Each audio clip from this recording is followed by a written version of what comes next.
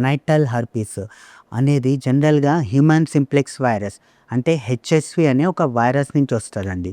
So, HSV అనేది herpes simplex virus అనేది జనరల్‌గా ఏందంటే దీంట్లో 2 టైప్స్ ఉంటాయండి. ఒకటి herpes simplex virus 1, herpes simplex virus 2 అంటే హెచ్ఎస్‌వి 1, హెచ్ఎస్‌వి 2. జనరల్‌గా మీరు చూసి ఉండొచ్చు.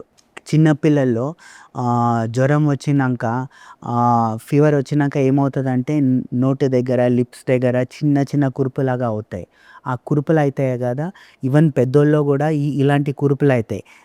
ఇది ఎందుకొస్తదంటే ఈ హెచ్ఎస్‌వి 1 ద్వారా వస్తదండి. సో, ఇది సెక్షువల్లీ ట్రాన్స్‌మిటెడ్ డిసీజ్ కాదు. కానీ హెచ్ఎస్‌వి 2 అంటే హెర్పీస్ సింప్లెక్స్ వైరస్ 2 అనేది సెక్షువల్లీ ట్రాన్స్‌మిటెడ్ డిసీజ్. అంటే ఇది ఒక సుఖ వ్యాధి.